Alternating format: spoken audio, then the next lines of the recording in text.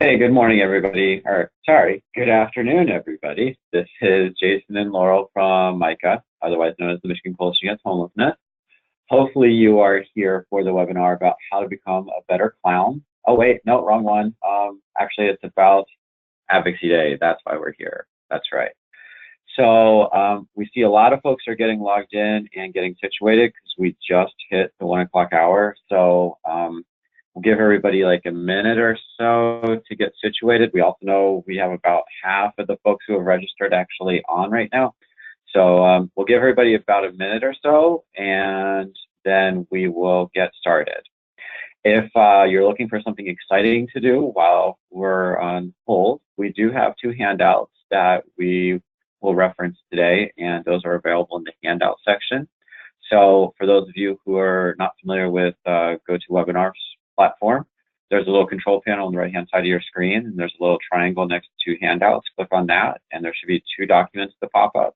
And then you can download those at your leisure, and you can follow along at home or at your desk, wherever you happen to be, as we go through today's presentation.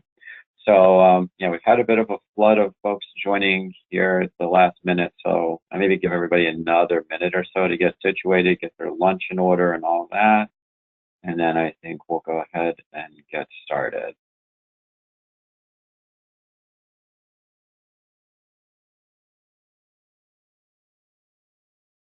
Okay, it looks like folks logging in have kind of, that's leveled off. Anybody else joins us, they can just pick up wherever we are. So welcome. Once again, this is Jason. And hi, this is Laurel. From the Michigan Coalition Against Homelessness. Hopefully you're here to learn about Advocacy Day, which is next week, next Wednesday, a week from today. So a few housekeeping things. So GoToWebinar, I don't think actually somebody just joined. So real quickly, handouts, they are available. So we have a PDF of the presentation, as well as some material that Ashley Blake from Avalon Housing, who will also be part of today's presentation. She has a handout about storytelling. Both of those handouts are available in the handout section.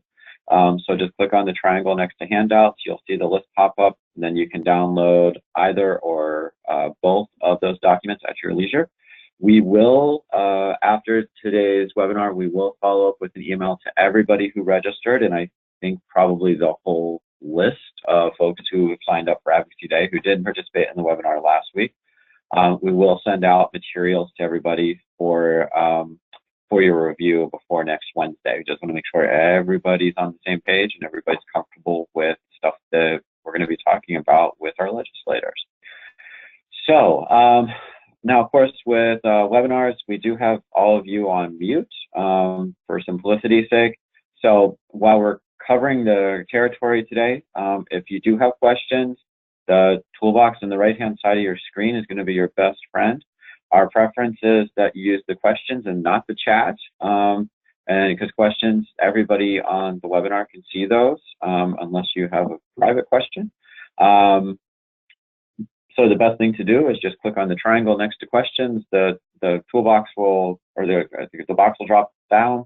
You can type your question at the bottom of that and then hit send all, ideally, or just send, if you have a private question about a technical issue or something like that, just send it to me personally. This is Jason, and we'll see if we can take care of it.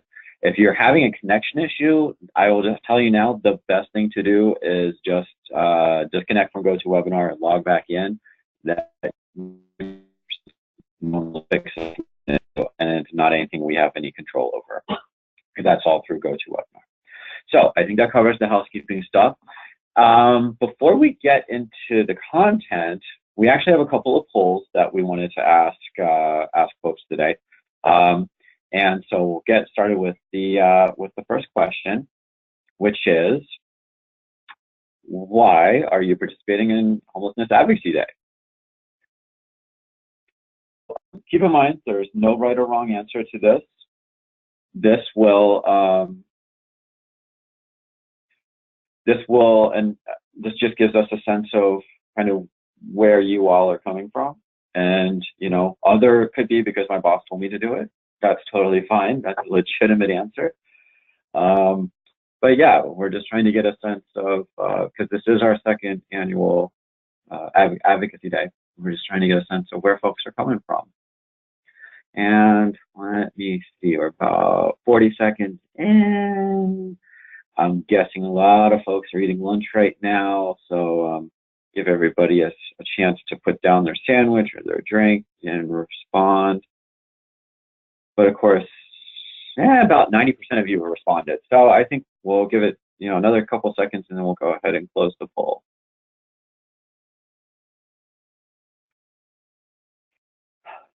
So, fascinating responses. So I'm with an organization that serves clients experiencing homelessness. That's the vast majority of you. You have experienced homelessness, and then 13% of you are an advocate who feels strongly about the issue. So it looks like nobody had their boss tell them they had to come. So that's encouraging. All right, and that gives us a bit of a sense of where you all are coming from as well. So we do have one other poll question that we want to ask before we delve into content. And again, this is just to give us a bit of a sense of kind of where you all are coming from. So this is, have you conducted advocacy on issues related to homelessness before with your state legislator? And I believe that this is, you can pick as many as okay, Laurel shaking your head. My apologies, we're asking you to pick one, as opposed to picking several options. Sorry, I'm a whole newbie putting this together. I couldn't figure out how to do that. So pick the one that you've done the most. Fair, okay. Yes, we're trying to empower Laurel with all the powers and skills that come with facilitating webinars on a regular basis. That's great power. It comes great responsibility and great poll taking. Yes, all those things are true. There we go. We hit the magic number. I think this is the same response rate we got on the first poll. So let's go ahead. Oh, no. Okay. Other people are responding. Never mind. I'll give you all about 10 more seconds. All right. Now I haven't seen the numbers shift very much. Okay. So I'll close it in 3, 2, 1. And let's take a look. So let's see. Well, a third of you, this is your first time engaging in advocacy, and that is totally fine. And that's one of the main reasons we're having the webinar today. And then it's a pretty even split between the folks who participated in Advocacy Day last year, which is about another third of you. And then about a third, a little less than a third, have either met with legislator in person or had email contact with them, but you've at least had some interaction. So that gives us a pretty solid base to work from, because it's a pretty even split between about 2/3 have had some interactions and 1/3 have not. Okay. So yeah, one of Deborah, thank you for the clarification. Yeah, we weren't thinking that the question is related to homelessness, but certainly if you've done advocacy work around other issues, that's certainly relevant for this purpose as well. So, all right, let's go ahead and let me close the poll out. So thank you everybody for playing along. There will be another poll question towards the end just to make sure you're still awake. But I think let's go ahead and move into the content that brought everybody here today. So, Advocacy Day, as I mentioned, it's a week from today, April 11th, and it's here in Lansing. We're going to be meeting in the morning at the Lansing Community College conference room, state of the art. If you have a Star Wars costume, highly recommend you wear it for the conference room. But of course, then you need to take it off and change it into your regular clothes for the meeting with legislators. But yeah, I think Laurel, the next slide is the schedule for the day. Okay, so well, before we get into the schedule, so the goal, as I mentioned, we want to give everybody a better sense of what we're going to be talking about during the legislative meetings. And we really wanted to use this as an opportunity to help all of you prepare in advance so that you're not coming in Wednesday morning going, hey, what are we, I'm here to meet with my legislators. What are we going to talk about?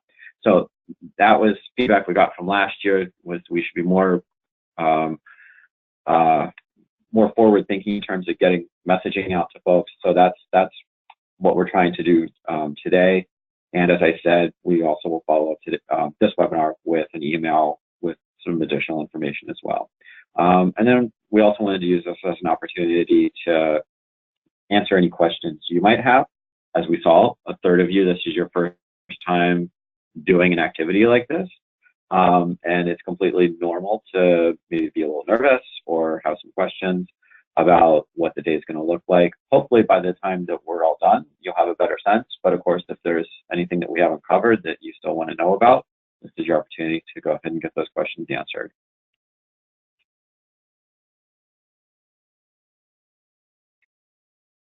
Hi everyone, this is Laurel, and Jason already touched on this, but I wanted to give you guys a sense of the schedule for the day, just so that you know what you're walking into here. I have gotten some correspondent folks who are letting me know that they cannot attend the full day, and as you can see, it's really important to let me know if that's the case for you, because that will impact the meetings that I schedule with legislators. So we'll be starting at 8:30 in the beautiful Lansing Community College, as Jason said, with registration. We will be sending out information via email to tell you where to park and how to access the building. It is a little bit farther from the Capitol than we were able to get last year, but it's still very close walking distance to all of the meetings that we'll be having. We're going to start promptly at 9 o'clock with some welcome remarks. We have several legislators who have sponsored the legislation that we'll be talking about during the day, and who will be joining us to welcome us, to say thank you. And of course, it's our opportunity to thank them as well for putting forward some great bills that we want to support. When they're done, we'll go right into a review of the talking points and answer questions. As Jason said, it's important that we get that info out in advance, so we also wanted to have the opportunity to go over it again on the day, just so that we can catch everybody and everybody knows what the purpose of the day is. While we're very much encouraging you to bring your own information, your own stories, we do want you to carry forward some of these messages so that we are consistent and we are putting forward solutions to some of the problems that we'll be talking about during the day. And we'll go over those talking points here in a second. We're also going to set aside a decent amount of time for storytelling and practice. You'll be in groups of, well, the groups are ranging pretty broadly based on how many people from each district are coming in. But you will be in groups of no less than 2. And you will have the opportunity during that time to meet with your group, talk about how you want to organize yourselves and facilitate your meetings, and then practice a little bit, especially for those who are coming in with lived experience of homelessness. We want to give them a chance to feel comfortable telling their story. We'll start our house meetings at 11. Lunch is going to be one of those things where you pop in when you have the opportunity, because house meetings are going to be scheduled clear up until 12:30, 1 o'clock. So we're going to have lunch out at 11:30 and have it available during the entire lunch period. We're going to start our Senate meetings at 1:30. The last Senate meeting that I scheduled is at 3:30, which gives everyone a chance to come back to our base at the community college, have a very, very short debrief and conclude, and then you're off on your way. Now we're going to turn over to Ashley. We're going to have her start off with telling us a little bit about the importance of storytelling and give us some tips for how to do that. Ashley, are you there? I'm here, yes. Thanks for having me.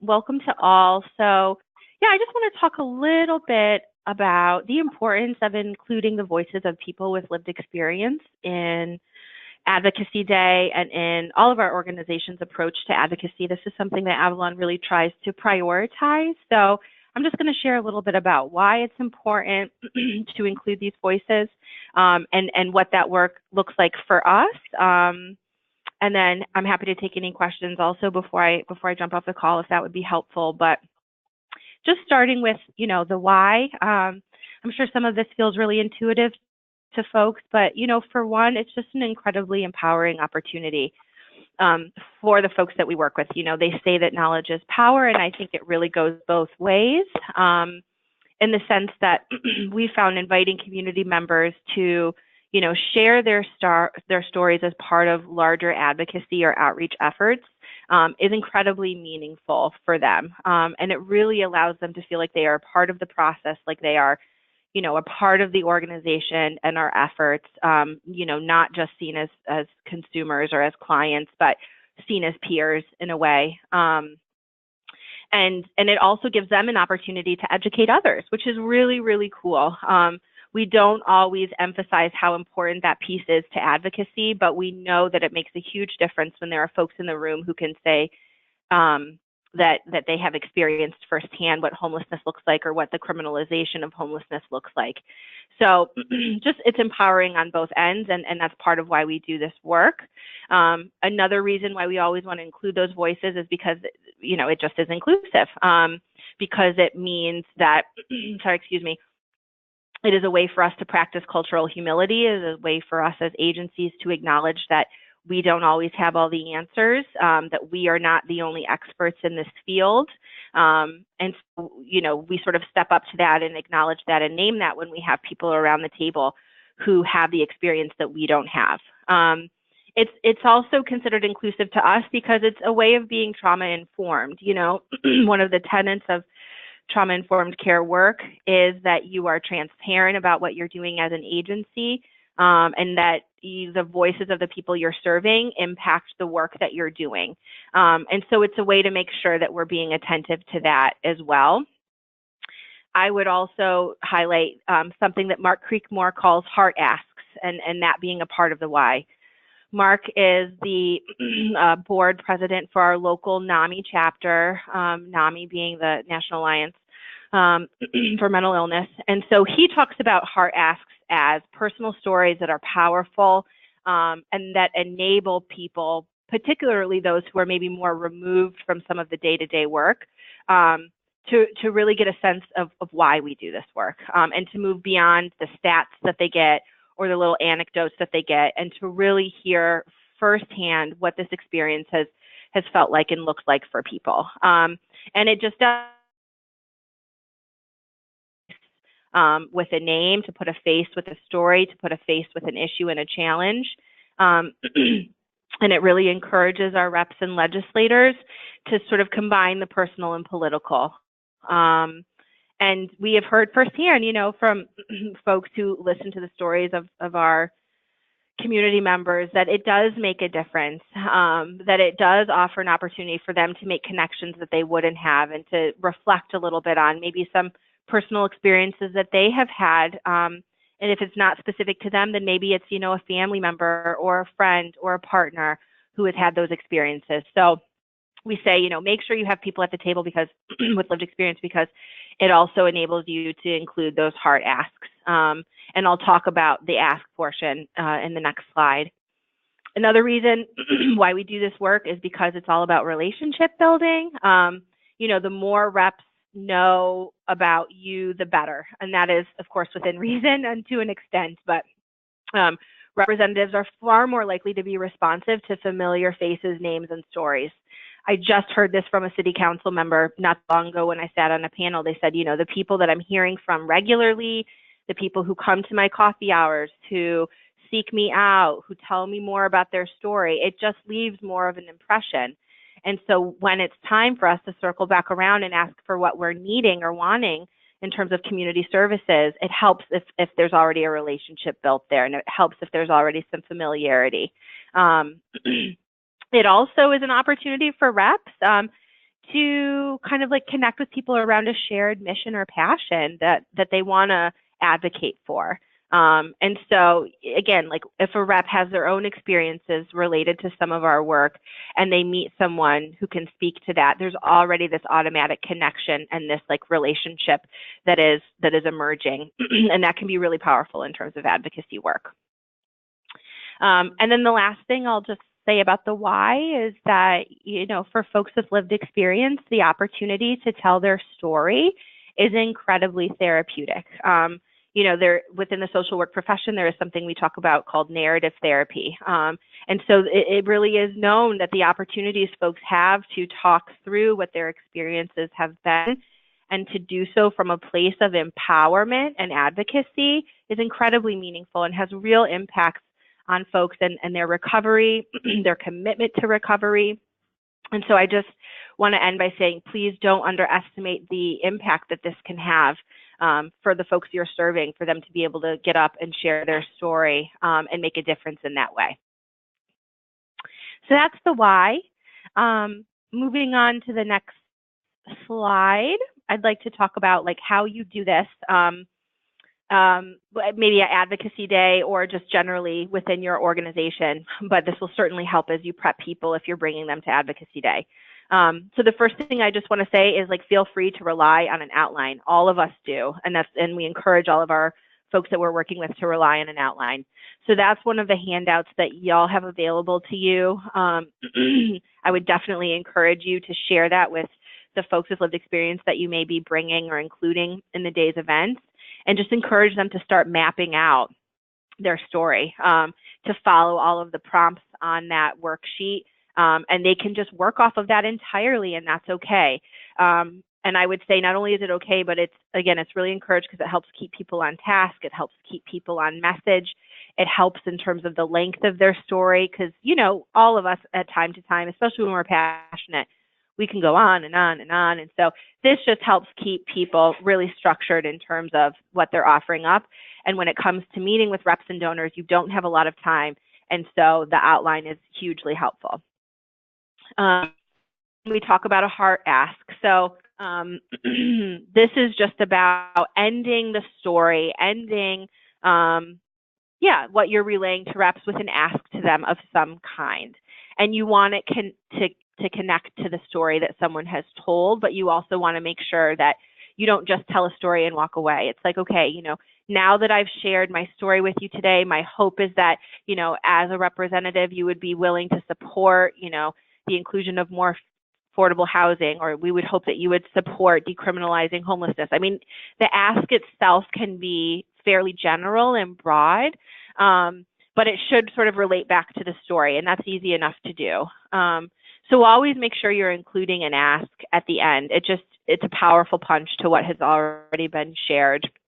And again, for the folks who are telling their story, it really helps. How do I want to say this? It's not just about them being there to share their story and that's it. Like, they are a part of this advocacy process as well. It allows them to step up and say, can I count on you for this?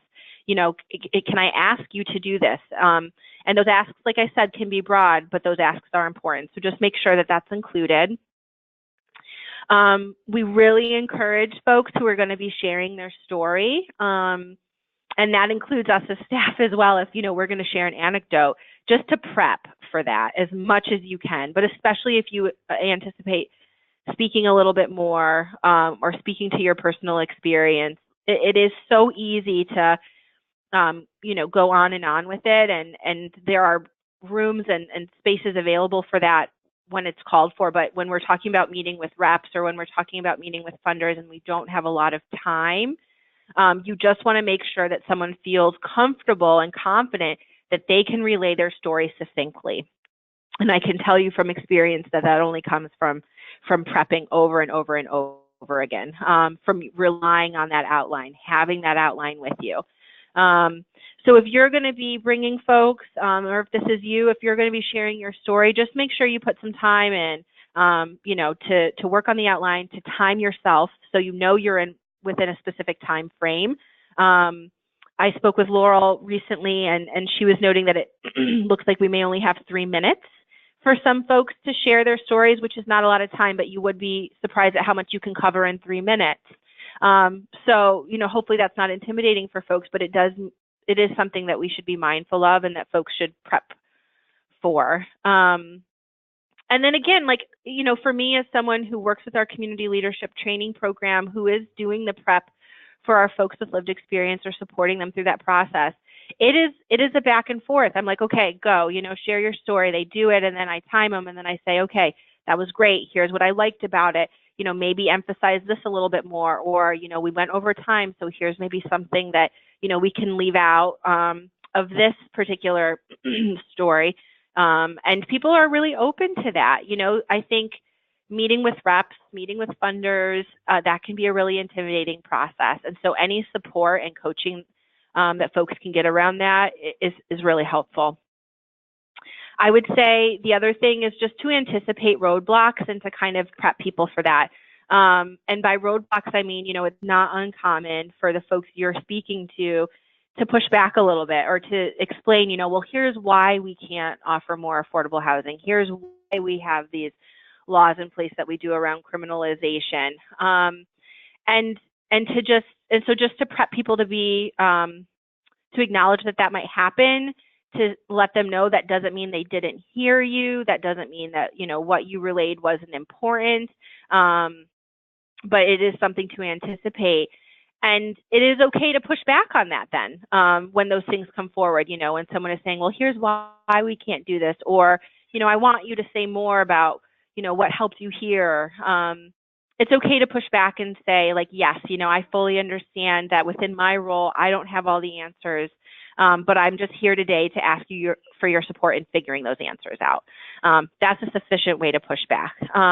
Or to say to someone like, yes, I get that this is going to be a lot of hard work, but I'm here, saying to you that I'm committed to this work, and I'm just hoping that you're committed as well. So, we don't need to have the answers if people push back. It's just important for us to just sort of maintain and say, like, yes, we get that this is tricky, but part of why we're here is because we're asking for your support in figuring it out. So as much as you can prep people also to anticipate that and know how to push back on that, the better. And then the last thing I would say is just to keep looking for ways to include the voices of people with lived experience. Keep looking for ways for folks to tell their stories, because it not only sort of institutionalizes that inclusivity that we talked about earlier and makes that a part of the culture of your organization, but it also helps our folks with lived experience get that practice. It helps normalize it for them. It helps folks to feel like it's not, quite frankly, like exploitive, or like this is not something that we're doing on the fly, but rather something that organizationally that we are really, really committed to. So don't just have this be the one time a year, that you're asking folks to come out and tell their story. Look for other opportunities for folks to do that as well. And that's all I have. Thank you, Ashley. And we should say that Ashley's actually fairly ill, and you sounded great. You got through it great. Oh, okay. Thank you. I was like coughing up a storm before I got on, and then it worked out well. Yeah. So I know that we're going to let you get off the line, but Jason, do we have any questions for Ashley? None yet, but but I don't think we've made that clear to folks that was how we were going to roll with the question asking. So as you just heard, Ashley is going to be signing off here very shortly, so she can get some more rest. So if you have any questions related to any of the things she just covered, please type those into the questions box. And again, right-hand side of your screen, the little triangle next to questions, click on that. And then all the way at the bottom, it's, it says type your question in here. I'd also be happy if folks want to reach out to me directly. Oh, I'm sorry. I just wanted to say, if people need to sit with this a minute, feel free to reach out to me by email. I think it's included at the end of the PowerPoint, or to call me, and I'm happy to chat further with folks. Yeah, and actually, that's a good segue. So with the email that we'll send out after today's webinar, we'll actually include the contact information for Laurel, myself, and Ashley. On all three of us will be CC'd on that email. So if you have questions about any of the content that any of us are covering, you'll be able to reach out to us directly. I found that that's the easiest way to make sure folks get our contact information. So hopefully that's okay with you. So far, still no questions, but we did get a props from another Ashley saying no questions, but great job. So thank you, Ashley. Okay. Yes, thank you, Ashley. Other Ashley. Okay. I will let you all go. I'm really looking forward to how everything goes. Unfortunately am out at a conference next week, but we have other Avalon staff attending and some of our community members. So I'm really thrilled that this is in the works, and I look forward to hearing how it goes. Thank you, Ashley. Thanks for all your help. Yeah, take care. Bye-bye. Hope you feel better. Bye. All right, so moving forward, we're now going to be discussing the specific talking points and legislative asks that we're including in our packet for the day. And what you should be seeing on your screen now is our attempt to put together in one document all of the issues and all of the priorities that we'll be talking about. When you are sitting down with your legislators on the day, you're going to hand them a packet, and this is going to be the first item in the packet. And our recommendation is that you share this with them and let them know that you're going to be talking about certain pieces of this, so that this captures all of the things that are priorities with MICA and with our advocacy work for this year. So this is just so you can see all of them together. And now we're going to go a little deeper dive into each one of these topics. And we're starting with Jason and state IDs and vital docs. Okay, so this first slide just gives folks a little bit of background and context. MICA has been working with the State ID Task Force for about the last year and a half on a couple of things, primarily trying to get a better sense of the scope and depth and breadth of the issue related to state IDs and the challenges that service providers and their clients face all across the state as they're seeking to obtain vital documents and IDs. And then also beginning with some advocacy efforts, primarily that have been focused on the Secretary of State's office.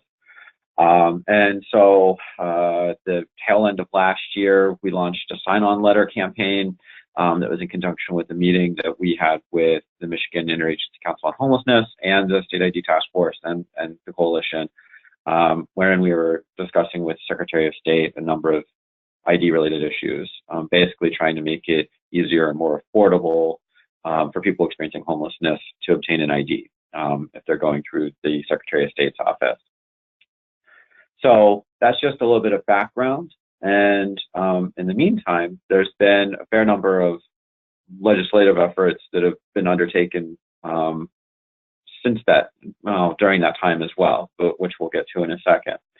So to give you a sense of the data points that we've included in the handout for state IDs, we wanted to do a couple of things. We realized in conversations we've had with legislators, including folks who identify themselves as champions, that they really struggle to grasp the obstacles that folks face if they don't have an ID. So ergo, the graphic on the upper left-hand side of your screen, and the types of benefits that you don't have access to if you don't have an ID. And then the graphic that's on the top right hand of the screen gives us a sense of, and these are pulled from a national study, and it gives us a sense of the number of folks in Michigan overall. So this isn't the homeless population, obviously, because the homeless population is 66,000, at least for 2016. So this is the overall Michigan population, the folks who don't have any type of photo documentation, or photo ID, I should say. And then the graphics that are on the bottom half of the screen both came from the survey that I mentioned that MICA did last year, or no, 2 years ago now, or no, last year, but it was last year. And this goes back to the challenges that both case managers and clients were facing when they're looking to get their ID. And again, this is kind of exploratory descriptive data, but it helps make the case with legislators because they don't understand how $10 could be a fee. They don't understand how multiple trips to Secretary of State could be an obstacle. And they also don't understand how getting something like a birth certificate could be an obstacle, which of course we identified in the survey as being the single most difficult part of the process. We're really starting kind of a basic place, but that's on purpose. And that's really to help the folks that you're going to be meeting with get a good foundation about where we're coming from and the challenges that all of you are dealing with. So state IDs and vital docs are a bit of an exception compared to the other policy priorities because we actually have, will be one form double-sided. On the one side will be state IDs, on the other side will be vital docs. That's primarily because there's been so much movement around both of these efforts that we felt that it would do a disservice to try to cram everything into one page. So in terms of the vital docs, as I just said, in the survey we identified that birth certificates were identified as being the most difficult document to obtain, which you now see in the top right-hand side of your screen. And then on the left-hand side, you see the disparity between where folks getting birth certificates, where they come from. Because, I think in most people's minds, you just go to your local county clerk's office and you get your birth certificate from there. But what we found from the survey results is that's not in fact the case, that we've got folks from other counties outside, and then outside of Michigan as well, and then as well as going through the Vital Docs office, with nearly 20% of documents being obtained from there. And that leads to the point there at the bottom, kind of bottom middle of the screen. And the disparity between the cost of going to your local county clerk's office, which on average is $13 and change, versus going through the DHHS central registry, which starts at $34 and then tack on a ton of processing fees, which I think on average takes the price up to around $57 to $60 for one birth certificate. So you can see that, we'd obviously, there's obviously some cost issues there. And, again, we're trying to highlight the challenges that folks are facing. So in terms of legislative asks, there are the basic legislative ask for state IDs right now is Senate Bill 404. This was introduced by Senator O'Brien last summer, and it was originally built on the premise of obtaining free IDs for veterans, expanding the free ID for Me program through the Secretary of State and MDHHS. And when the bill was being heard by the Military and Veterans Affairs Committee in the House, the question was asked about why not include people experiencing homelessness. So the bill is currently being amended to include veterans and people experiencing homelessness. We haven't seen what that language is going to look like. The Senator's office said that it's something they are hopefully working on this week and next week. But it is something that's going to be going forward. So that's going to be the ask for right now, is especially for folks that are on the Military and Veterans Affairs Committee, that of course we would encourage them to support SB 404 and the amended form.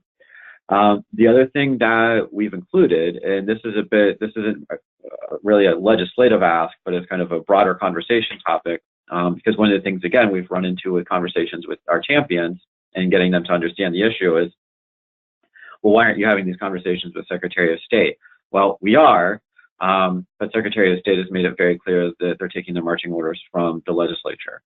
So, and we know that some of our champions have actually reached out to Secretary of State after meetings to try to get some better clarity about what the holdup is or why Secretary of State's pushing back on some of these things. So one of the things that we've included, one of our asks, is for legislators to encourage Secretary of State to expand the pilot that's currently in 5 communities, and it's not a fee waiver, it's an expedited process for people experiencing homelessness. This is the accessibility issue, not the affordability issue. But to encourage Secretary of State to expand the pilot beyond the current 5 counties and make it statewide. And just as a reminder, the Secretary of State's had this pilot in place for going on 4 years now. And over the 4 years, they've only expanded it to 2 additional communities. So we think it's time. And then in terms of vital documents, there are, within the very recent past, meaning the last couple of weeks, there are 2 pieces of legislation that were introduced in the House, HB 5418 and HB 5584, that were introduced by Revs Johnson and Guerra. And so this legislation addresses that issue of the disparity in cost between the MDHHS Central Registry and the County Clerk's Office, because perhaps some of you on this call have run into this in your work, where you take a family to the County Clerk's Office, and the 3 kids are able to get their birth records from the County Clerk's Office, paying their on average $13.50. But then the parent is told that for whatever reason, their birth record is being held at the MDHHS Central Registry, and it's going to take several weeks for them to get it, and it's going to cost them 5 to 7 times more. So what this legislation seeks to do is regulate the cost and make it so that that parent would pay the same fee, whether the birth record is coming from the Vital Docs office or the County Clerk's Office itself. So it's a huge step in the right direction. So anyway, So those are the House bills 5418 and 5584. And then similar to state IDs, the other piece we have on here is not a particular legislative ask, but in the second half of last year, we had 3 counties pass local resolutions, making it so that the county clerk's office could set up a fee waiver program for vulnerable populations who are looking to obtain their birth records. And we know that as those communities were going through that process, that in some cases they were reaching out to the state legislators who represent those districts and asking for feedback. You know, I think it's a closed loop. So one of the things we want to get out there is plant the seed with legislators, because this is such a small community in some ways, about the idea of passing local resolutions, establishing fee waivers. So we know that message is, you know, we recently did a webinar for service providers, encouraging them to undertake this process locally, but now we want to use the top-down approach as well, and encourage, you know, legislators to be talking to their county clerks. So I think that covers it for state IDs and vital docs.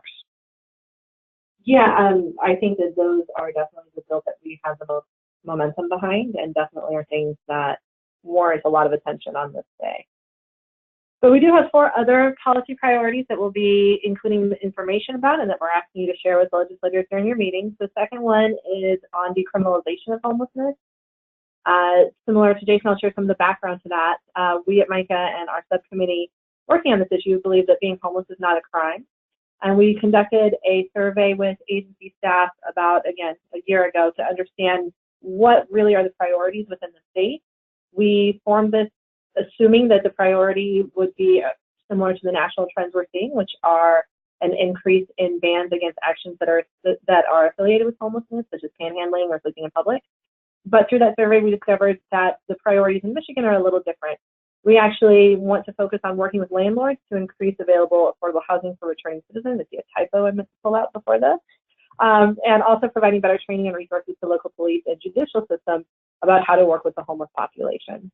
So with those priorities in mind, we pulled together some data to share with our legislators about each of these issues. The top row is about the engagement with law enforcement, and the bottom row has data related to returning citizens or those with a criminal record.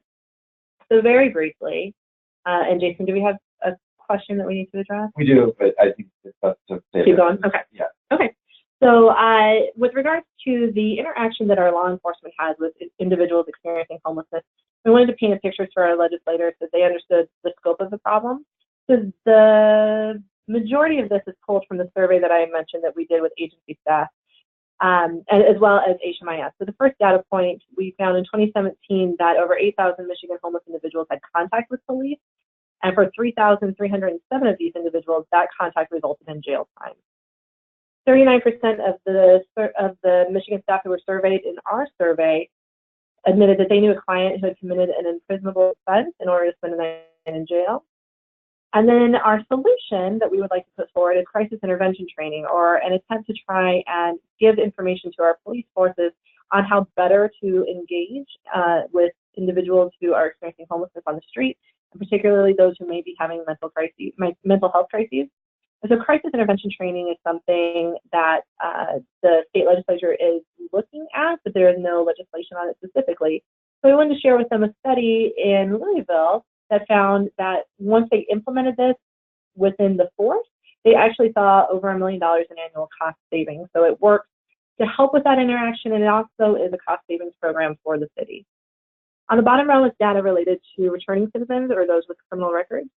This is from the Department of Corrections that in 2015, 23% of all parolees experienced medium or high-risk housing instability, and they are twice as likely to recidivate when they don't have access to housing. From our survey, we tried to understand what were the actual charges that are on criminal records. For those who are having difficulty accessing housing, overwhelmingly the charge that was reported the most often is drug charges, and those can be nonviolent. And then we also saw some other assault, battery, traffic, and burglary showing up on records. And we know that these are items that prevent people from accessing services and housing. So a couple questions. First off, Ashley asked, do we know what the average cost for a night in jail is in Michigan, and can we turn that into the 39% number, or could we supplement that 39% number with that figure? That is an excellent question. Off the top of my head, I don't know if we have that. It depends on a lot of different variables, but I will look into that. Okay, and then Julie asked the question, how would this request for training coordinate with existing CTI training that law enforcement might already be engaged in? Yeah, so let me get to the next page to address that. Unless, are there other questions about the data? There are other questions, but I think those are the two most salient. Okay. Yeah. Okay. So as I mentioned, there is not a bill related to crisis intervention training that we can point to. We're hopeful that there will be something moving forward because the House Care Task Force, which was a committee put together by the House Speaker that wanted to look at mental health in our communities and actually did several tours around the state, meeting with community members to understand mental health. They released a report in January that recommended an increase in crisis intervention training. We don't know if that's going to be through a mandate that every police force has access to it, or if it's going to be through appropriations with a funding ask that enables police forces to bring in money for crisis intervention training. So we don't have specifics on that, but we do know that it's something the House Care Task Force is interested in, and we're hopeful that they will move forward this year with something more specific. So our ask is simply to increase access to crisis intervention training. All right. Okay, should I talk about the next one, or you want to get to questions? Go ahead. All right, so the next legislative ask for decriminalizing homelessness is related to a specific bill on expungement. We've seen that there is a cap to the number of felonies and misdemeanors that are allowable to be expunged for each individual. And of course, if you can't expunge them, then they stay on your record, and that limits your ability to access housing services.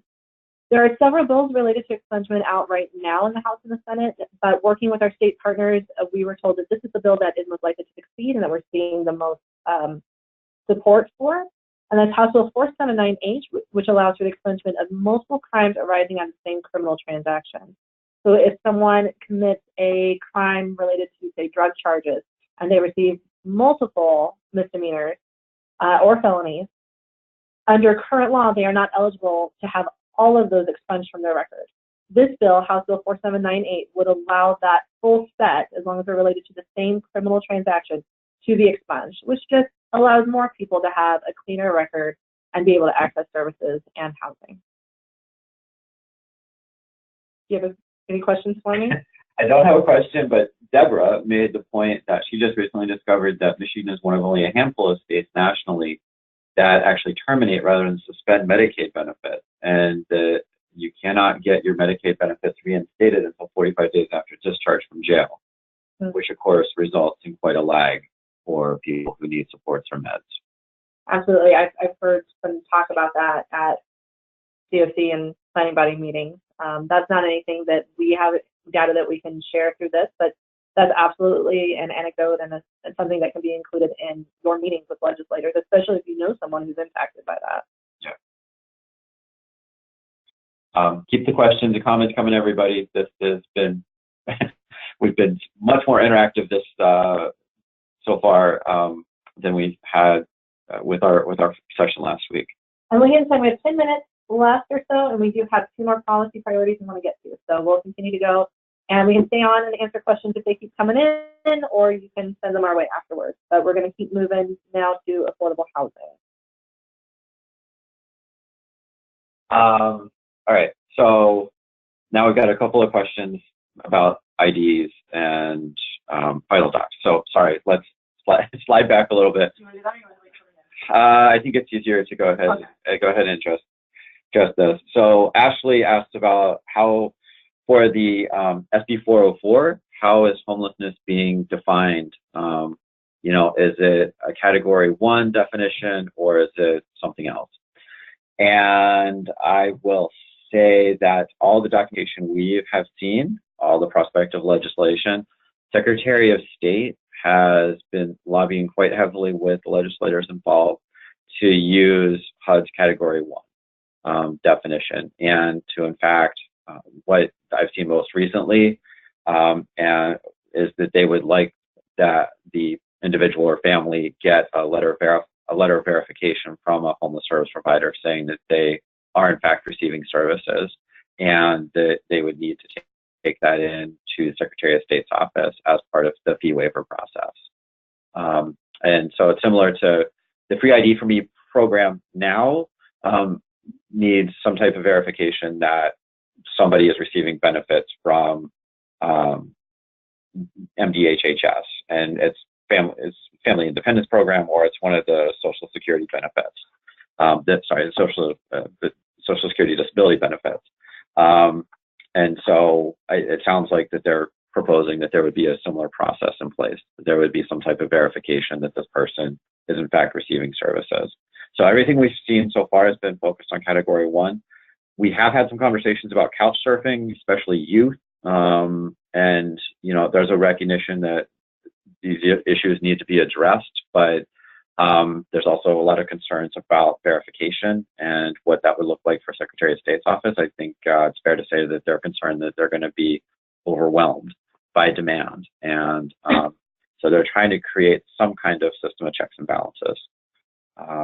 And that's where we're at right now.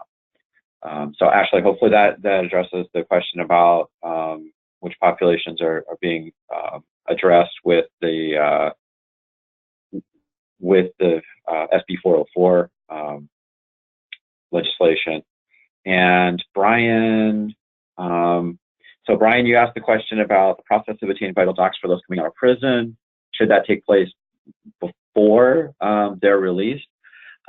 We've heard anecdotally that should be happening. I guess there's a distinction here between jail or prison, but we've been hearing about MDOC assisting with obtaining birth certificates and IDs, and for folks who are being released, and making sure that they have everything in the right place.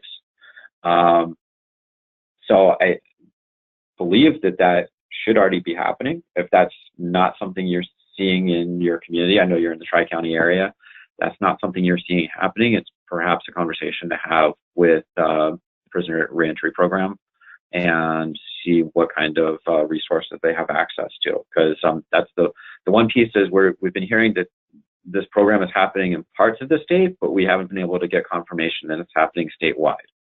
I think we should perhaps table some of these questions for after. I'm seeing some opportunity to kind of talk to people one-on-one, but I want to make sure we get up to the last few policy priorities for the full group. Is that all right? Yeah. Okay. Good questions. Keep them coming. And like you said, there'll be an opportunity the day of to ask these questions as well, and specifically within your group to talk about how you want to prioritize and what you want to focus on, and which kind of anecdotes and data from your community you want to bring in.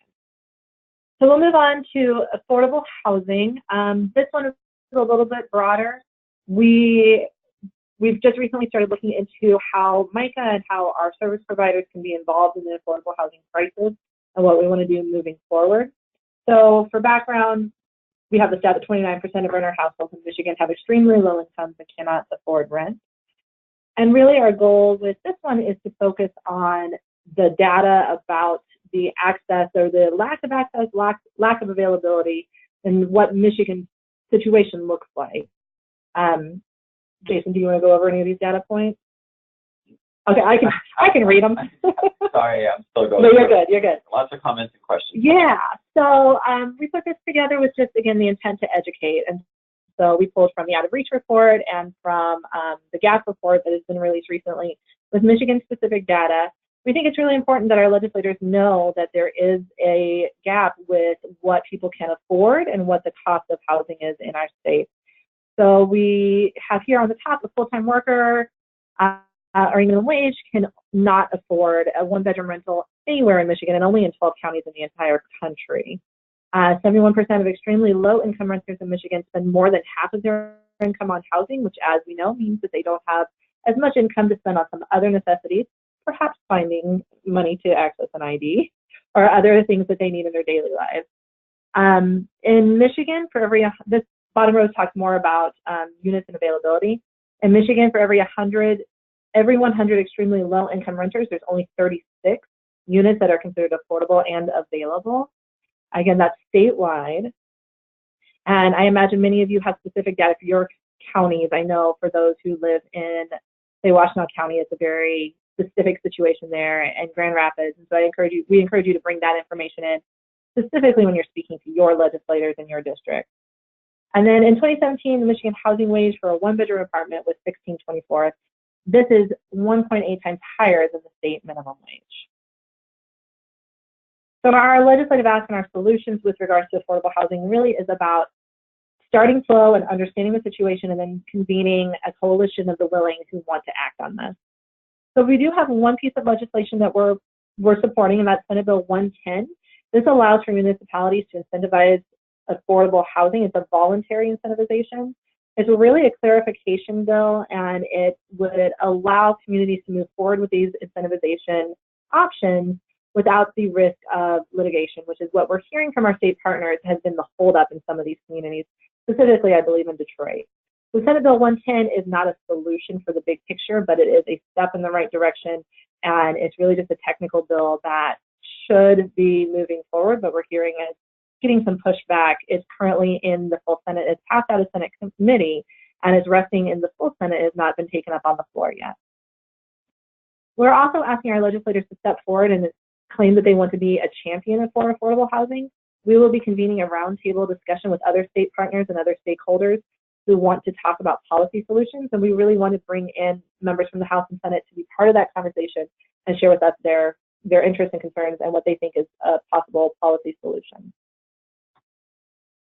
Quickly, we have a couple minutes left. We'll discuss funding. Our main ask with funding, we have two main asks. The first one is with regards to the emergency shelter program. As many of you know, last year there was a $4 a day per diem increase, which is the ESP is administered through the Salvation Army, who is the organization that we're working with to promote this. The understanding last year by the Salvation Army and those who worked on this issue was that it would be included again this year for another $4 a day increase, but it was not included in the governor's budget, which means that we need to educate our legislators about the value of this and ask them to do it again this year. So we included a couple pieces of data. We think it's important that they understand that 40% of ESP funding is from TANF, which means that only 60% is from the general fund. We don't have a data point to compare Michigan to other states, but we want to showcase that we are drastically below what we're seeing elsewhere. The example we put forward is with the U.S. Department of Veterans Affairs. Compare that $16 a night with $43.32 a night, which they give through their program. And then here in Michigan, last year, with the increase, there was a change in the number of emergency shelters and motel service providers. So we want our legislators to know just how many of those exist. We aren't able to quantify the impact of that increase just because of the limited time that it's been in place. So we're hoping that our ESP providers and those who work in shelters are able to come with their stories about the impact that increased funding would have on their day-to-day operations. So our legislative ask with funding, specifically for ESP, we're asking for an increase from $16 to $22 a day. This is through the appropriations with the Department of Health and Human Services. We didn't include data on this because we're still working on the visuals, but we have a second legislative ask, which is specific to state IDs. Jason, you want to chat on that just very briefly? So to help offset the cost, well, the anticipated cost of adding individuals experiencing homelessness to the Free ID for Me program, Representative Brand's office has put forward an appropriations ask, and it's actually a range of $150,000. I don't think they've really landed on a concrete number. But this money would be used to either go to MDHHS or Secretary of State, or it would be split between the two, however the current system is set up. But this would help to cover the expansion of the Free ID for Me program. And it's also perhaps, in case SB 404, something would go wrong with it, it's also perhaps a backdoor into allowing for the expansion of the program without SB 404 going through. So, yeah. And as Laurel said, the graphics here are pretty straightforward. It's basically all the information that's been pulled from, or it's all the information that's relevant to the state ID handout. Just didn't really see anything that we could add in that would add a whole lot of fuel to that fire. I think the state ID handout makes a fairly compelling argument. So Ashley, I see your comments with regards to some ideas for some additional data we can include. The question, what is the average cost of a hotel and motel a night that we may be able to include for our ESP asset would be relevant to show legislators? The good point, I could look into that. I'm not quite sure if we could find an average statewide, but we will definitely consider that and see if we can add that into our data point. Yeah, I guess, are you talking about with the hotel motel, are you talking about somebody who's on their own, or the average cost of what it is if they're participating in the ESP program? Because that could be, relevant if you see that there's a cost and the reimbursement's not matching that, then that could be a obvious talking point. So anyway, we'll look into that, Ashley. We'll get back to you. You've raised a lot of interesting points that we will look into and see what we can do to incorporate. But for the rest of you, we're up where you have hit 2 o'clock, which is when we promised we would let you go. So I think we've wrapped everything. This PowerPoint is something you can download as part of the handout. It has all of our contact information, but as Jason mentioned earlier, we will be sharing the recording of this as well as the PowerPoint and some additional information moving forward. So you all have everything you need to be prepared for Advocacy Day. But in the meantime, if you haven't registered, please do so. If you have a client or a former client that you want to bring with you, please register them as well. We're very close to capacity, so I encourage you to do that very soon. And I think that covers everything. You'll just be getting a lot of information from us in the next couple of days before April 11th. You have anything to add, Jason? No, other than to say thank you, everybody, for calling in and participating and asking questions. This was good to get everybody's feedback. This group was much more interactive than the group we had last week. So we were kind of wondering last week if we were covering the material so well, or if folks just didn't have a question. So I did just do one last poll for those of you who are still on the call with us. If you wouldn't answer, we're really curious now that we've gone over all of the different priorities, if you'd let us know which one you're most excited to speak with your legislator about. We suspect that you won't have time to cover all of these in detail with your legislator, so you will probably have to highlight one or two. So just let us know which one you're most excited to chat with them about. And looks like we've lost some people in terms of participation and attention, but we'll keep this open for just another minute or two to see where people are coming in. And of course, if you have questions, you can email them to us. We'll be here for another minute or two if you want to send them to us via the question box. But if people have to go, you should absolutely feel free to jump off the webinar. I know we're past 2 o'clock.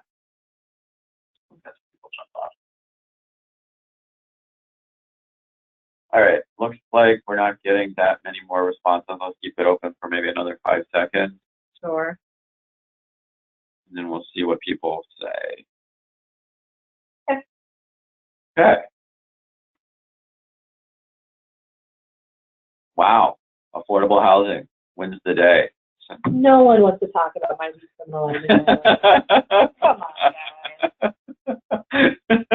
But that's good. Thank you for sharing that with us, guys. Affordable housing is obviously something that we're concerned about as well. So thank you for sharing. Yeah. All right. All right. Well, once again, thank you, everybody. We know folks are logging off to move on to the next appointment or meeting. So we thank you for taking the time out to hang out with us for an hour. And we look forward to seeing you next week. Yep. See you next week. Bye.